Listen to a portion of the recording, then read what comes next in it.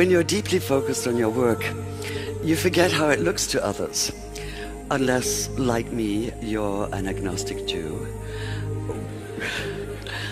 What you're deeply focused on is Islam, and you've just finished writing a biography of Muhammad. And your audience might be just a little bit nervous. This photo was taken this past summer at the Sheikh Zayed Grand Mosque in Abu Dhabi, and yes, that's me in the middle. I never imagined myself in an abaya, but it was required for entrance, so I reminded myself that clothes do not make the woman, and took a deep breath. There was no bolt from the blue. In fact, it felt almost elegant, and since the mosque is very beautiful, I posted the photo online, only to find that some of the reactions were kind of puzzling. There were Muslims saying basically, "Yay, you've become a Muslim!" And then there were Jews saying basically, "Oi, you've become a Muslim." This seemed a rather large conclusion to draw from a snapshot. So the photo evidently invites interpretation, and the question is why? What were the underlying assumptions here? If I were to put this on right now, for instance, is this an act of honor, or is it one of disrespect? Is it a gesture of sympathy, or is it merely presumptuous? Or does it make no difference what I say at this moment, because all you can focus on is the fact that I'm wearing an Islamic headscarf, in which case, why is it so distracting? How this is seen has little to do with me. It's a function of your preconceptions and expectations, and of the agenda that you then attribute to me. And that's a loaded word, agenda. It implies ulterior motives. In which case, let's look at my motives. To the question of how come I decided to write about Muhammad, my immediate answer is, how not? We're talking about one of the most influential figures of all time. A man who radically changed his world and is still changing ours. So how can so many of us know so little about him? How come just the idea of writing about him seems to be fraught with tension? Welcome to my territory, the vast and volatile arena in which politics and religion intersect.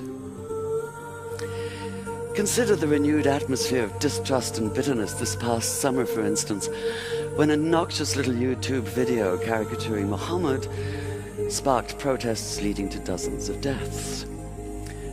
There were any number of agendas involved here, none of them good. That of the small-minded bigots who made the video in the first place, small-minded bigots being a redundant phrase if ever there was one, of the Saudi-financed TV station in Cairo that picked it up and made a big show of it, thus ensuring that while maybe 30 people had seen it before, now millions would. Of the once reputable news magazine, trying to revive its fading readership by implying that all Muslims worldwide were rioting in the streets, as opposed to a few hundred extremists and often just a few dozen. It's amazing what you can do by cropping a photograph. There was the leader of Hezbollah, under attack for his support of the Syrian regime's brutal war against its own citizens, trying to redeem himself as a defender of Islam.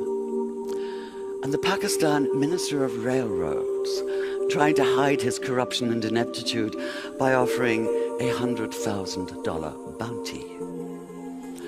And the usual American Islamophobes, putting up crude us and them posters in the New York and DC subways. So many people jumping on the bandwagon. But where was Muhammad himself in all this? Where was the man who listened to the Quran telling him, and by extension all Muslims, to pay no attention to taunts and mockery? Ignore them, it keeps saying. Let them be. Turn your face away. or in the words of Jesus, turn the other cheek. While Muhammad has certainly been distorted by his detractors, he sometimes seems to have been equally distorted by the loudest of his self-proclaimed defenders, which makes it all the more urgent that we know who he really was. Yet the millions, if not billions, of words that have been written about him often seem to obscure as much as they reveal. The more of them I plowed through, the more it felt as though he were being weighed down by the sheer accumulated mass of them. What I wanted was a real feel for the man himself. I wanted the vitality and complexity of a full life lived. I wanted, in short, to see Muhammad whole. And this meant steering clear of a virtual minefield of agendas, including piety and sentiment and stereotype and judgmentalism. So even as the hundreds of research volumes piled up on my floor, my most valuable research tool may have been this one-word reminder pinned beside my desk. Think. Take the pivotal moment of Islam, for instance, which is what happened to Muhammad one night in the year 610 on a mountain just outside Mecca. He'd gone up there, it seems, in the hope of perhaps a quiet moment of insight. The last thing he expected was the blinding weight of revelation. So what struck me in the earliest account we have of that night was not even so much what happened as what did not happen. Muhammad did not come floating off the mountain as though walking on air. He did not run down shouting hallelujah and bless the Lord. He did not radiate light and joy. There were no choirs of angels, no music of the spheres, no elation, no ecstasy, no golden aura surrounding him. Not even the whole of the Quran fully revealed, but only 5 brief verses. In short, he did none of the things that might make it easy to cry foul, to put down the whole account as an invention, a cover for something as mundane as personal ambition. Quite the opposite. In his own reported words, he was convinced at first that what had happened couldn't have been real. At best, he thought it had to have been a hallucination, his own mind working against him. At worst, possession, and he'd been seized by an evil jinn, a spirit out to deceive him, even crush the life out of him. In fact, his first instinct was to leap off the highest cliff and escape the terror of what he'd experienced by putting an end to all experience. Whether you believe the words he heard that night came from inside himself or from outside, it seems absolutely clear that Muhammad did experience them, and that he did so with a force that would transform himself, his sense of himself and his world. So that initial panicked disorientation, that sundering of everything familiar, that feeling of being overwhelmed by a force larger than anything the mind can comprehend, strikes me as utterly real. It's the only response that makes sense. It's the only sane response, the only human one.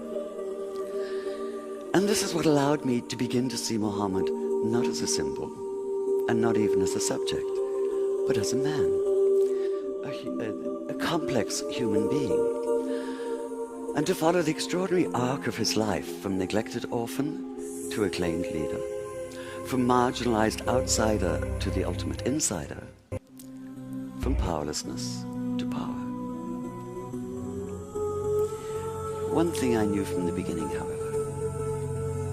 If I was to do justice to this remarkable story, if I was to bring it alive on the page, it had to be written in good faith. Now, I do realize there may be a certain irony in an agnostic standing here talking about good faith, but there's been so much bad faith in every sense of the term, and we have to get beyond it. All of us. Whether we're secular or religious, theist or atheist or anywhere in between, we are all impacted by the words and actions of extremists. What happens in one tiny corner of the world now reverberates globally. But whether we live in Tehran or in Tel Aviv, in New York or in New Delhi, we do have a choice. We can refuse. Refuse, that is, to allow ourselves to be led by anger and suspicion. Refuse to allow ourselves to be manipulated by extremists of all stripes. Refuse their narrow vision, their comic book distortions, their miserably small minds. We have to reclaim the narrative, the full narrative, beyond stereotypes, beyond snap judgments, beyond headscarves. Just as we need to see Muhammad whole, so we need to start seeing each other whole, in good faith.